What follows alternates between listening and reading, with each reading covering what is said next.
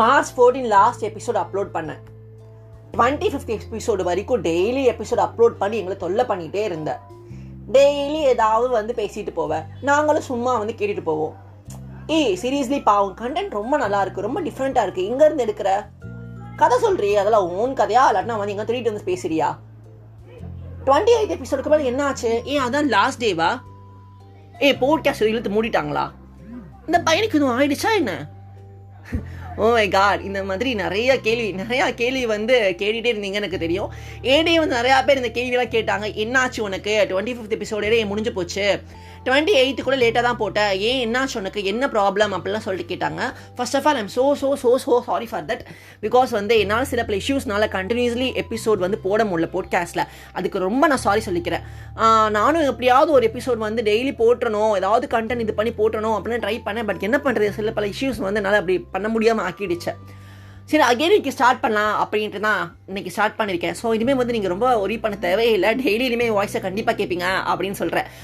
Okay guys, கேட்டிருக்கிறது உங்களோட pillow thoughts, பேசிட்டு இருக்க நான் உங்கள் ஆர்ஜே ஆதித்யா. ஸோ அந்த வாய்ஸ் அதுக்கு தெரியலையா, 14 டேஸ்க்கு முன்னால் கேட்ட வாய்ஸ் ரொம்ப நாள் கழிச்சு கேட்குறோம்ப்பா அப்படின்னு சொல்லிட்டு சில பேர் ரொம்ப ஹாப்பியாக இருப்பீங்க. திரும்ப வந்துட்டான்டா பேசுறதுக்கு அப்படின்னு சொல்கிற பேர் காண்டில் இருப்பீங்க அப்படின்னு தெரியும்.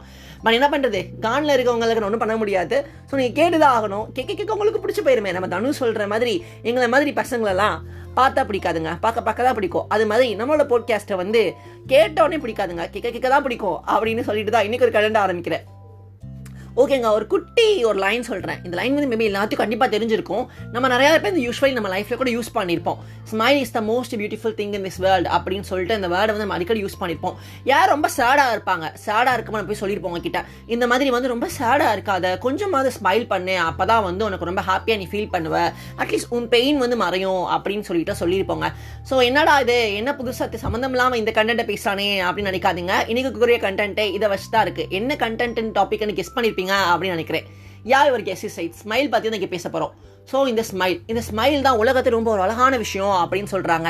நம்ம முதல்ல கேள்விப்பட்டிருப்போம், ஒரு பழைய ஸ்டோரிஸ் நிறையா இருக்கும். அதெல்லாம் கேள்விப்பட்டோன்னா நம்ம ஒரு இடத்துக்கு போகிறோம் அப்படின்னா நம்ம ரொம்ப ஆடம்பரமான ட்ரெஸ்ஸு, ஆடம்பரமான ஜுவல்ஸ் தான் போட்டுட்டு போகணும் அவசியம் இல்லை. சிம்பிள் ட்ரெஸ் போட்டு அழகாக ஒரு ஸ்மைல் இருந்தாலே போதும் அப்படின்னு சொல்லிட்டு சொல்லுவாங்க.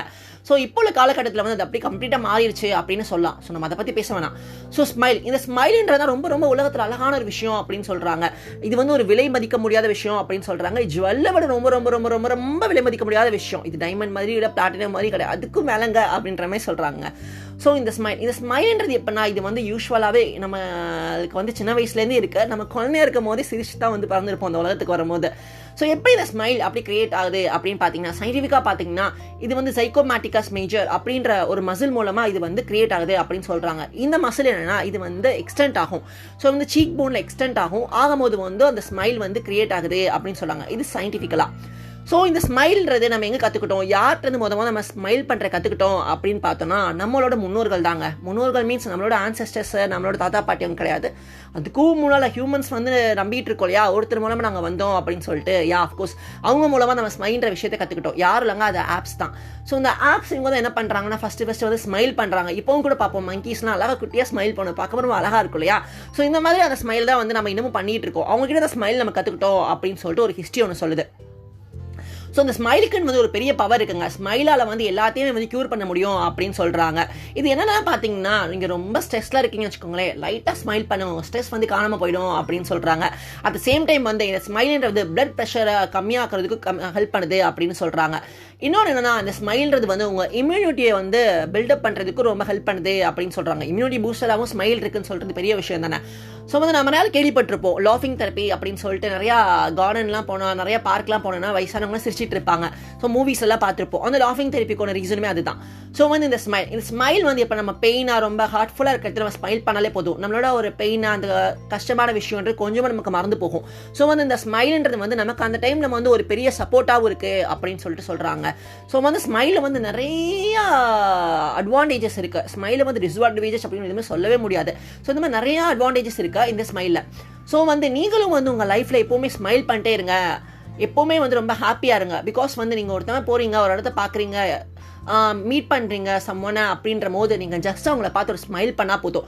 அந்த ஸ்மைலே வந்து கண்டிப்பாக உங்களை வந்து எப்படி சொல்கிறது ஒரு அட்ராக்டிவ் பர்சனாக எடுத்து காமிக்கும் அப்படின்னு சொல்கிறாங்க.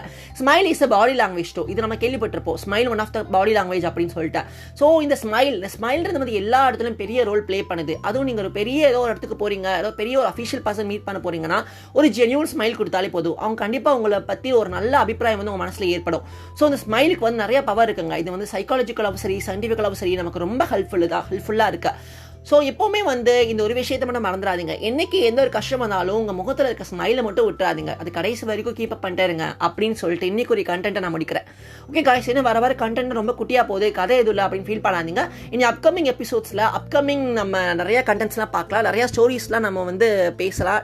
ஈவன் உங்க கூட லைவ் இன்ட்ராக்ஷன் கூட நான் வரக்கு ட்ரை பண்ணுறேன். ஸோ இனிமேல் லைவ் இன்ட்ராக்ஷன் இருக்கும், கொஸ்டின் ஆன்சர்ஸ் இருக்கும். ஸோ அந்த மாதிரி செஷன்லாம் நம்ம கிரியேட் பண்ணுறதுக்கு ட்ரை பண்ணலாம்.